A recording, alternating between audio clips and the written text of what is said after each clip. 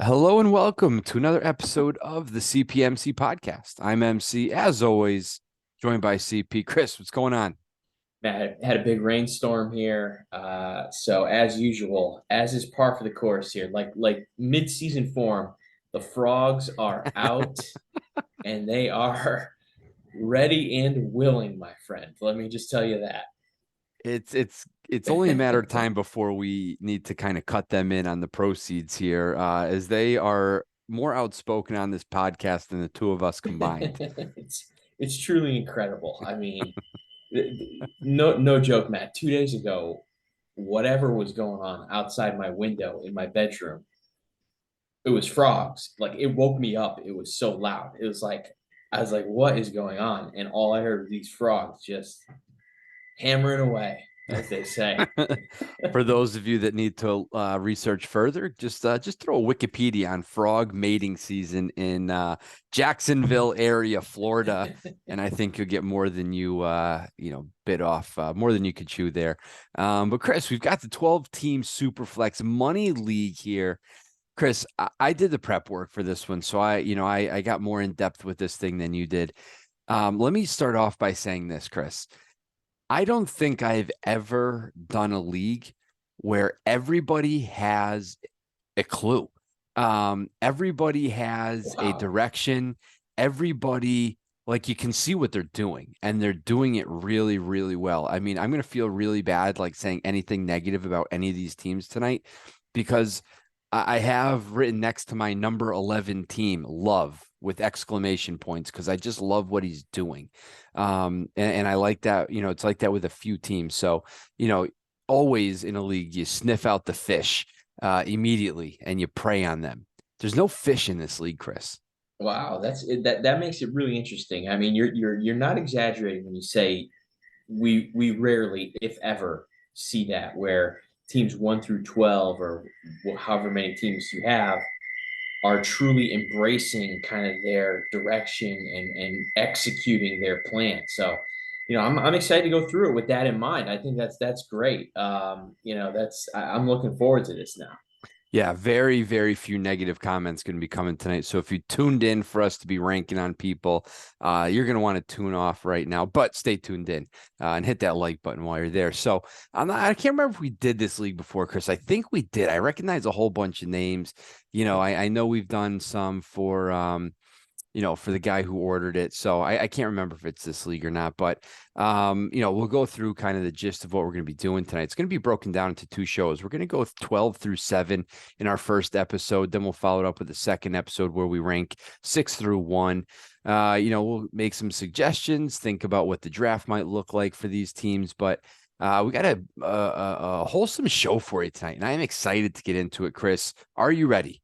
Yeah, let's do it. All right, our number 12 team that I like what they're doing, but they're just not there yet. It's At Least We Tried. At Least We Tried as our number 12 team as we head into 2023.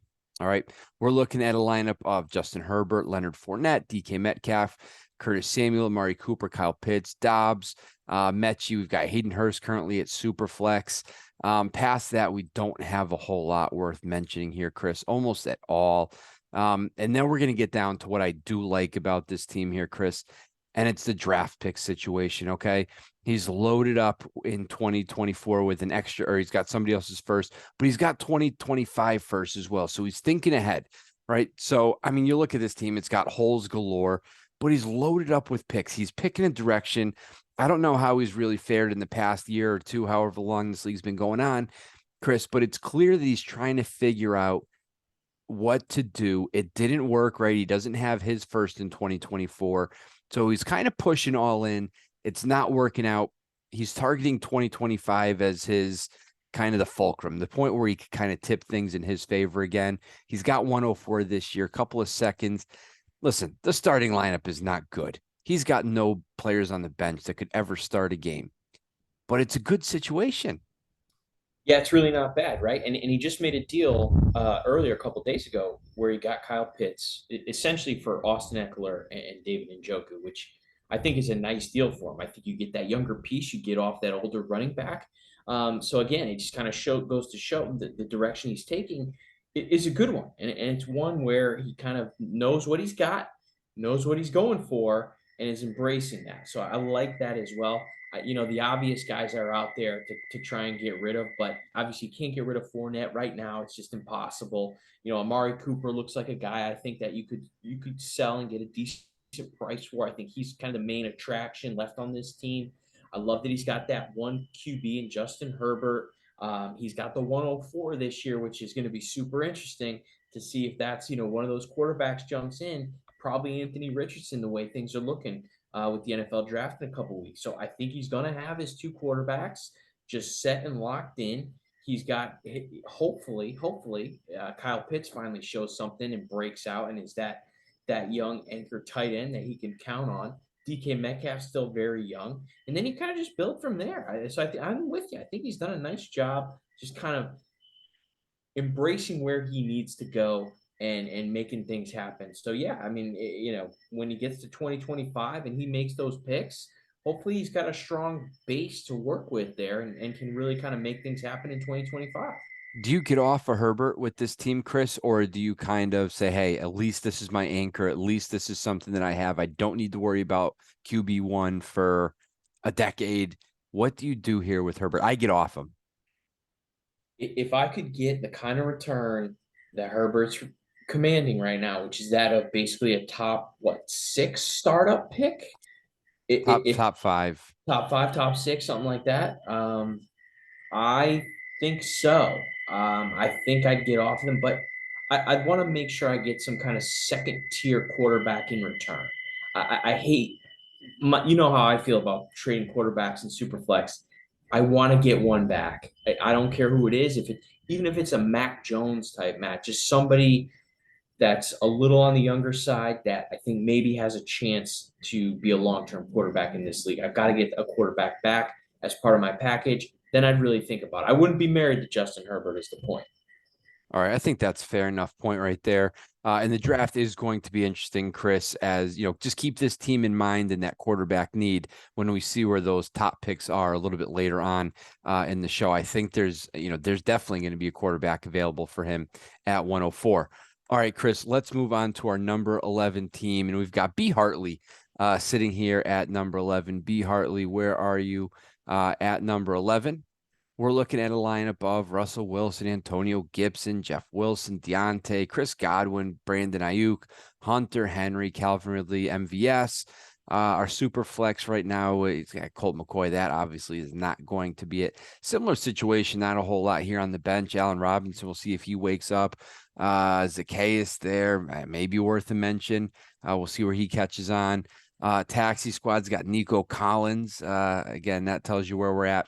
He's got 105. He's got 111. But here he is dominating the 2024 first, Chris. So do I think this team is going to finish worse than the last team this year? Probably. I mean, it's going to be a real tight battle for that 11th spot, but I'm going to give this guy the edge. But Chris, look at 2024. He's got his pick, which is going to give him a leg up on the last team in the near future. He's got a couple of picks this year that are going to be worth something. We'll see what happens with 210 as well. I like where this team is headed, Chris. This is the one that I said I love. I wrote love next to it because he's got a plan. He's got a direction. Can he execute right now? Add 3-4 guys in next year's draft and really kind of hit the screws in 2025. Yeah, it's not too far off either, right? I mean, we're missing any sort of production at running back. But I mean, if you're telling me I'm going in with a wide receiver core of Deontay Johnson, Chris Godwin, Brandon Ayuk, and Calvin Ridley for next year, I'm feeling pretty good about my top 4 wide receivers, that's for sure. And Russell Wilson gives him one quarterback. I'll be a bit older, so he's probably not a guy in the long-term plans. But if you're ready to compete in after you make a bunch of picks in 2024, and you've got your 105 plus 111 this year, I mean, this team is not far off. He's got no depth, which those draft picks are certainly going to help with, but I like that he acquired Russell Wilson and moved off of Stafford. I think that's fine. He got a couple extra picks with it too, which is a nice little cherry on top. So yeah, I mean he's definitely missing some pieces, but hard to say anything negative because he's definitely headed in the right direction here. With all these picks in tow, I mean, this team looks to be in pretty good shape here. Yeah, it is. I mean, I really can't say anything negative about it because he's obviously doing something. And listen, that's what we expect to see is that he's got a plan, Chris. I think I'm going to get off these wide receivers, man. I don't. He's going to be relevant in 2025. Not going to happen in 2024. Like, what's Deontay Johnson and Chris Godwin's and Ayuk's outlook going to be with 2 more years under their belt? I mean, why not capitalize off of what Godwin did? Same thing with Ayuk. I know Deontay Johnson wasn't great, so maybe he's a hold if he's not bringing back the trade value that you want. Calvin Ridley, a lot of puff pieces around him right now. Chris, I think I try to get off those guys here, really wipe the slate clean. And listen, I like that he got Russell Wilson, but can we get off of him and add? Is he bringing back a 24 first right now? I think so. I think there's enough heat around him right now with Sean Payton in Denver. Bring back a future first. I think that's a fair deal. Yeah, on further inspection, you might be right about the wide receivers. Just looking at their ages, Deontay Johnson's 26, Chris Godwin's 27, and Ayuk is 25. I could maybe see hanging on to Ayuk. Ridley is also 28 as well. So they're starting to get to that point where you may want to think about trading them. It's a fair point there. Again, just sort of depends what you're going to bring back. If you could trade back some age, get back some youth for age here, I think it's worth a look. But I wouldn't be burying these guys yet for 2024. All right, Chris, let's get to the top 10. Number 10, we've got Mac to the future here. Mac to the future here, sitting at number 10. We've got Mac Jones, Brees Hall, Javonte Williams, Devontae Smith, Christian Watson, Pickens, Hawkinson, Damian Harris, and Osborne at the last flex spot. Kenny Pickett at super flex. Guys on the bench worth a mention. Alexander Madison, I think, is an interesting piece going forward. After that, Chris, nothing really that I want to talk about. Okonkwo, obviously out there in Tennessee, is an interesting play as well. Taxi squad is bare. He's got pick 7, he's got pick 8, and a mid-second as well. He's loaded up with seconds next year. Doesn't have his first, which is a little bit problematic. He does have somebody else's though. And then 2025 is looking pretty normal at the moment. It's not a bad team, Chris. I mean, we've taken a step forward in terms of the potential for this year, but man, I look at this quarterback situation and I think it begins and ends right there. And I just don't see where the help is coming from. I think these guys will start this year. I don't expect them to carry this team that does have a hole or two in it. I think it's fine. Like, it's an okay team, but it's not good. And it's never just going. I mean, you'll see the top 6 or 7 in this league, Chris. It's just got really no chance of penetrating, that upper echelon. But it's an okay team. It's pretty young too. I think we've actually had a little bit of bad luck, with Mac Jones and stuff, Javonte Williams, that injury, Brees Hall. I think it's just a certain way right now, and I don't know when he's acquired all these guys, but it's fine, Chris. It's young. I can see what he's doing, but it's just not great. This team is going to come to just kind of to your point here. This team is going to come to a point where it has to decide whether it's going to continue down this path with these players in the hopes that Mac Jones gets better, that Kenny Pickett gets better, that Brees Hall recovers from injury and is great, that Javonte Williams recovers from injury and is great, that Devontae Smith takes another step up, that Pickens becomes a wide receiver 1 in Pittsburgh, that Christian Watson is a player. This team is going to come to that point where it has to decide on all of these players whether they're actually going to be stars and take him towards a championship. Because you're right now, they're just kind of average, right? It's an average team with no superstars. Can any of these guys become superstars so that in 2024 or 2025, this team is competing for a title?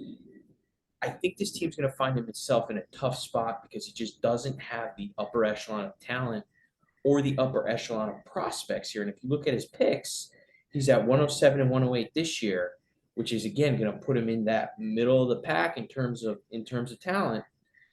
Can he ever get over the hump? I think this team is going to have to take a long, hard look at his roster by the end of this year and really have to make some tough decisions. This is not a team I envy being in this spot because it's a very very tough spot that a lot of people find themselves in. Is can you continue with the guys you drafted or traded for that are very young but may not ever be superstars? So this one's a tough one. I'm gonna stick it out. I'm not gonna tinker too much with it right now, but I want to see how these prospects end up developing this year and if they do take a step forward before I do anything. Yeah, I think that was perfectly said, Chris. It's you look at this team and you say, hey, it's real young, right? Imagine you're getting the wide receiver 2 and the wide receiver 3 in this draft, which I think is a likely outcome in this rookie draft coming up. Slot them in there for Damian Harrison, KJ Osborne. Suddenly we're looking at a team of really first, second, third year players almost throughout. TJ Hawkinson's a young tight end still, though, right? And we've got Mac Jones, Kenny Pickett. And, it's sad to say, but the direction of this team is going to hinge strictly on those two guys. And you said it perfectly. Are they going to be worth continuing on with? But listen, if those guys are zeros, like what are you going to do? You're not going to start trading off these younger guys. You're going to have to find a place to get that quarterback talent, to go along with the Devontae Smith. And if these running backs get healthy and really show out. So the potential is there, Chris, but this is kind of a scary outlook because what if George Pickens doesn't really take off? What if Kenny Pickett stinks? What if Mac Jones is just getting fat and is going to be playing left tackle for the Patriots this year? We just don't know, with those guys. So for that reason, I'm a little bit hesitant on this team, but it's young. He's trying. And listen, if these guys pan out, we could be looking at a really, really good title contender next year or even this year. Huge range of outcomes for this team. Like it's the size of the Pacific Ocean at this point, where with the way this team could land, just because it's so young. I mean, there's upside on a ton of these guys, but there's no denying the negatives that come along with these players as well. Super tough team to figure out going forward. All right, Chris, let's talk about our number 9 team now. Number 9, these Pits don't stank. And this is the guy who just got off of Pitts, actually brought Eckler onto this team. This was the one team, Chris, where I just wasn't sure what I thought about it. And the unfortunate thing is, we'll get to it in just a second. The pick situation kind of forced to push his chips all the way to the middle. And I think he did that with Eckler. But he's just not there yet. I mean, I just don't see this team really contending this year. But let's take a look. We got Danny Dimes, Damian Pierce, Austin Eckler, DJ Moore, Pittman, Ty Hill, David Njoku, Brandon Cooks, Jacoby Myers, and Deshaun Watson. We've got Tanny, we've got Baker Mayfield and Jordan Love. Sam Howell, I guess, worth a mention as well. We got Zeke Elliott, Al Jair, James Cook, Tyler Boyd all sitting here on the bench. Taxi squad's got Kyle Trask, I think we got to mention as well. Khalil Shakir. But Chris, he's got 5th rounders coming out of his ears over the next 3 years. I've never seen so many 5th round picks in my life. It's almost comical. So, we talked about this actually pre-show, Chris. I was telling you a little bit about this team because we were taking a look at that trade, looking at it from both sides. Did we like the, did we like the Pitt side? Did we like the Austin Eckler side? So we did talk about this team a little bit, and we both kind of said the same thing. Like, you don't have your picks coming up. You just got to go for it. Man, looks like he's doing that. Just don't know how far this team's going to go. Yeah, another interesting one. Without seeing the top teams and seeing this team ranked here, I would think the top teams have a lot of talent because I think this team is actually okay. It really is. I think where this team could make some headway in making some upgrades is if Baker Mayfield is a starter in Tampa and actually plays well, and if Jordan Love is a starter in Green Bay and actually plays well. All of a sudden, if that happens, all of a sudden you've got 1 to 2 potentially quality trade pieces to just sort of upgrade the back end of your lineup here, or maybe acquire a superstar, that kind of thing. So I think that's where this team could make some headway. And it may come from trading Deshaun Watson and just plugging in one of these other quarterbacks and getting the production there. So I think this team is okay. Ty Hill gives him that superstar. Austin Eckler gives him a lot of points. we'll see what happens with Michael Pittman and DJ Moore in the new spot. Damian Pierce in Houston, see if he takes a step up. So I think this team has some potential. I think it could make the playoffs, Matt, as constructed. But I think the real key with this team is, can he utilize these extra quarterbacks and trade one off to get some upgrades? Yeah, I mean, I'm just so torn with this team, Chris. Listening to you talk and really kind of looking it up and down. My first thing was, yeah, let's get rid of Watson. I really like that idea here, but I mean, like, where does that leave us if we truly are pushing to the middle? Is getting rid of our single best player our best option, or at least the best potential to score the most points this year? Is that our best option? I thought about, do we try to get younger? But that's clearly not what he's trying to do when he acquires Eckler, giving up Pitts. Um, do I want to roll one of these guys out there? I mean, I don't know.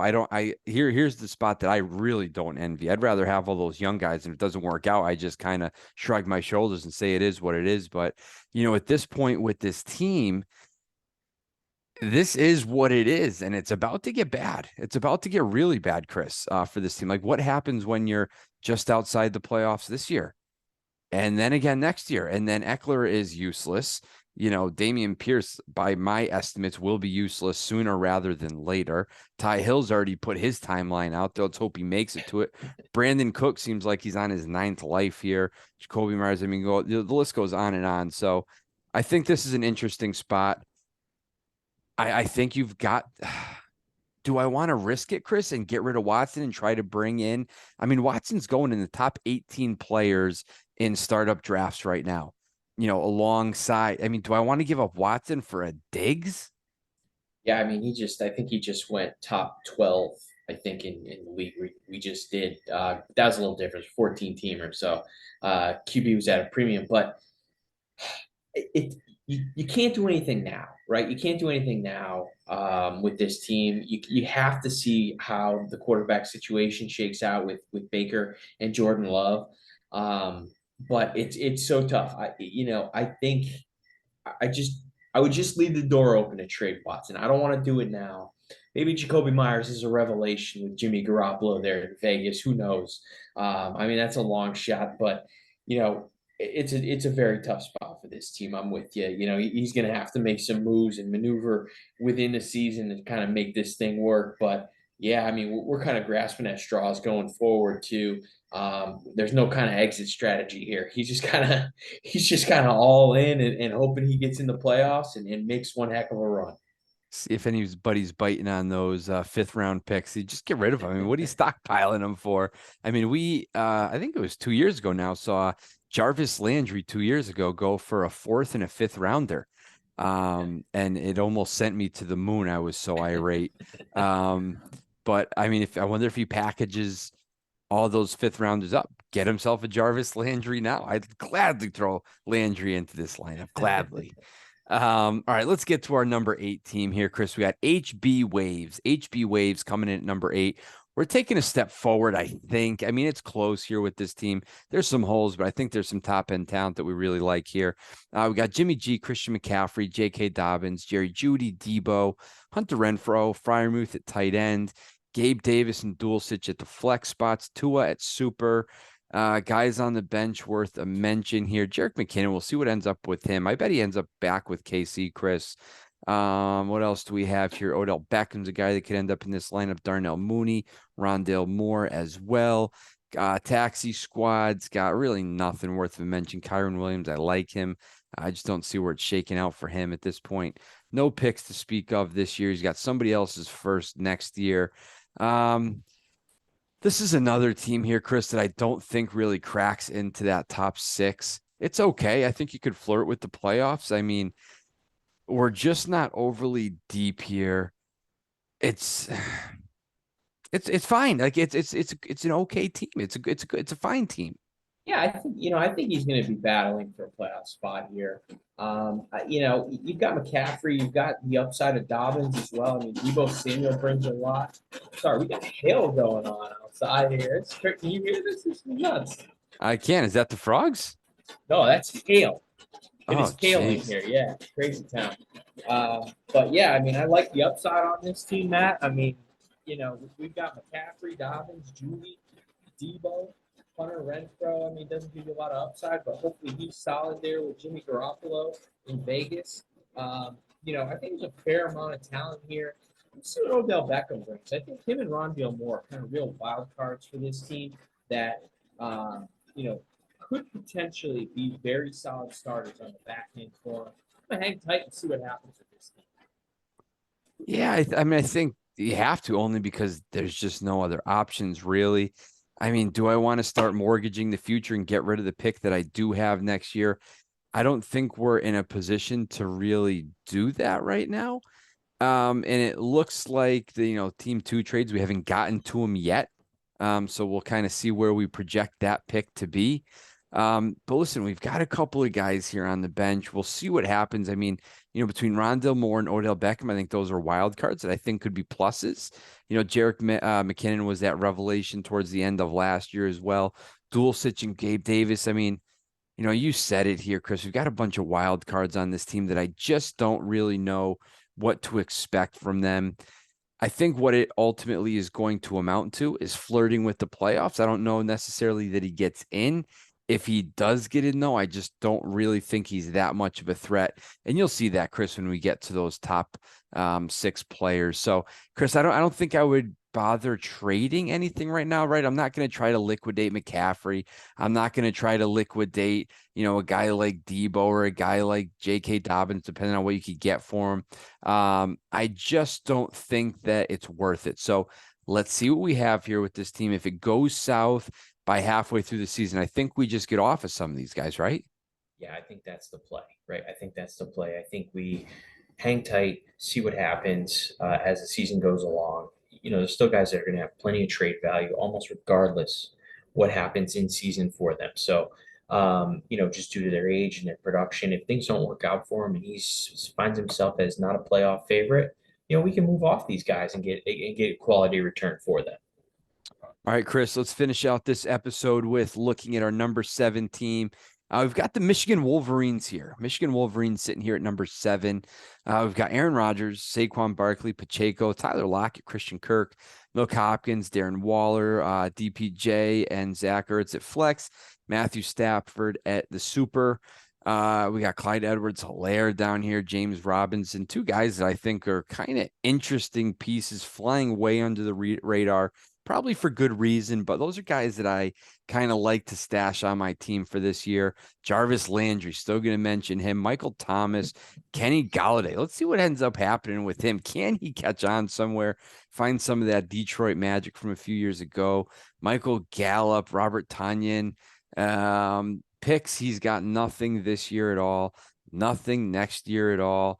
2025 doesn't have his picks either. So we're kind of all in here, Chris, and we've got about a half a paddle, I think, in the water here. Again, this team's fine. It's okay, but it's nothing more than that 5 to 8 window, I think. I think you're right. I think it's just sort of missing, a couple pieces to really put them over the top. I think it's a potential playoff team, definitely in that tier of contenders, playoff contenders. You've got Barkley, obviously, he's a stud. We'll see what happens with Christian Kirk. I think he's a really interesting name this year with Ridley coming into the fold. But I think Kirk maintains his lock on the majority of that target share there. I really do. DPJ, I think, is another interesting name. People going wild over Elijah Moore in Cleveland. I think DPJ is just solid. I think he's going to be very solid there. So, I like this team. He's got Michael Thomas, I think, to give him some upside there on the bench. A guy like Michael Gallup, I think, is interesting in Dallas. People just slotting in Brandon Cooks, but Michael Gallup's been in the offense. He's a high flying player. Yeah, I mean, this team looks good. It looks quality. I think it's a playoff contender. And yet again, I hate to say it again for like the 4th team in a row, but I think it's another team you kind of just have to stick with and see what happens as the season goes along. Because again, you're going to have a lot of guys here that are going to maintain their value almost regardless of how your team goes, just because they're proven commodities. And you're going to be able to trade them pretty much regardless if you need to. So I think I'm hanging tight with this team too. Do you see anything you want to do with this team? No, Chris. I mean, there's nothing to do. You're obviously, picking to go all in. And again, that's one of the things I really love about this league is this is going to be one of those teams that turns over just as that 11 and 12 team are coming into their own, right? I mean, this team doesn't have much more than a 2-year window. And I think two might be stretching it a little bit with the age of these guys that are going to be contributing. I do like the depth a little bit more on this team than what we've seen in the past, but it's an interesting team, Chris, and he's got no first for the next 3 drafts, including this one coming up. So a lot of fifths, man. The fifths are in the hands of just a few middling teams here, Chris. I just think this chunk of middle tier teams is just kind of good. I mean, and that's it. But it's going to give way to 5 or 6 great teams as we move forward. So I think in normal leagues, you have these teams. I feel really good about them being in the playoffs, but I don't necessarily feel great about this team, because of the quality that we'll see at the top. Yeah, it's a tough spot for these teams. It really is. I think the one thing at least I would say about these teams that are in this middle tier is that they've got enough game breakers, at least the last 2 teams. They've got enough game breakers, Barkley on this team, McCaffrey on the last team, plus a couple wide receivers that if they get in the playoffs, they're going to be kind of a tough out, right? They have that potential to just pull that upset and just have one of those guys go off and just knock out a top team. So, maybe that's the plan. Just get in and see if I can win a game or 2 and get lucky kind of thing. That's a reasonable thing to do. When you are a middle team and, kind of need to figure it out. All right, that's going to do it for our first episode here. Be sure to stay tuned for part 2 of the podcast as we break down teams 6 through 1. Stay tuned, folks.